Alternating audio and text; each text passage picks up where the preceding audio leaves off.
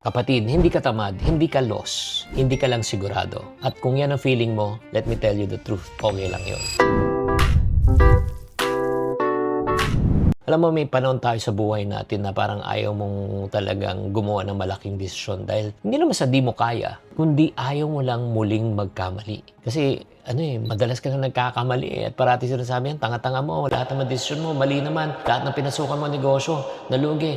Lahat ng mga pinasukan mo relasyon, di ba? Ginamit ka lang. So parang ayaw mo na talagang sumubok muli. Kaya tumigil ka na, di ba? Tumahimik ka na. Wala nang announcement. At doon, ika nga, nagtamad-tamaran ka na. Nagtamad-tamaran ka at wala ka nang ginagawa, hindi dahil wala kang abilidad. Nagtamad-tamaran ka na dahil takot ka na ulit na magkamali. Alam mo, ganun din ako noon. Akala ko noon, kapag hindi ka sigurado, kailangan mo lang bilisan. Oo, mag-decide ka, gumalaw ka lang, galaw-galaw pag may time. May gawin ka kahit ano. Pero habang ginagawa ko, lalo ako nalilito. Habang gumagalaw ako, lalo pa rin akong nabubuko na walang nangyayari sa buhay ko. Parang lang ako nagmamaneho ng mabilis pero hindi ko alam talaga honestly kung saan ako pupunta. Sino sa inyo nakaka-relate? Type relate. Mali kasing paniniwala ko noon eh. Kapag hindi ka sure, ibig sabihin, mahina ka, bobo ka. Kapag tumigil ka, wala kang ginagawa, talo ka, tamad ka. Kapag naghintay ka, nahuhuli ka, ibig sabihin, wala kang malasakit. Pero mali pala. Hindi lahat pala ng paghihinto at pag-aatras at pag-iisip ay masama. Minsan, kailangan mo lang talaga maganda.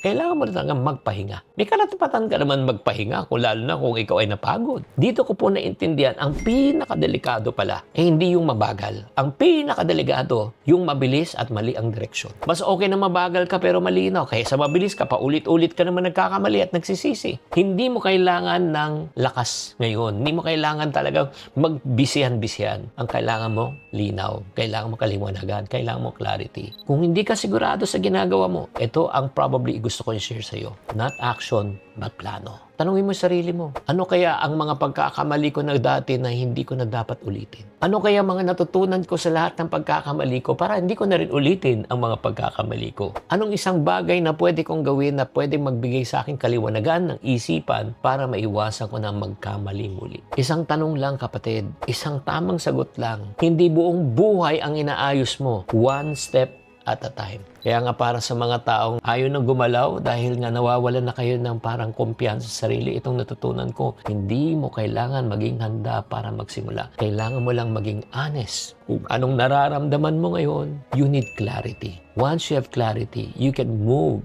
better. Kapatid, hindi ka tamad, takot ka lang. Hindi ka batugan, takot ka lang. Hindi ka walang silbi, takot ka lang. Kaya kung nasa phase ka ngayon na hindi mo sigurado, let me tell you this and give you assurance, okay lang yan. Hindi ka nahuhuli, hindi ka sira, hindi ka bobo. Huminto ka lang para ika nga makinig sa iyong sarili. Huminto ka lang para ikaw ay magpahinga. Huminto ka lang para humingi ka ng gabay. Kaya kung gusto mong talagang ika nga makasigurado, alam mo, tanungin mo na itong sarili mo, anong isang bagay na gusto mong gawin para maliwanagan ka ngayon. Hindi mo kailangan ng sagot agad. Magsimula ka lang muli. Sana nakatulong tong episode na ito sa iyo. If nakatulong tong episode at tong hugot episode na ito, type hugot sa comment section. Chinky Tan, with over 6 million Facebook followers, 2.8 million YouTube subscribers, and 2.4 million TikTok fans, is now all out to share with you the most practical, simplest path to lasting wealth.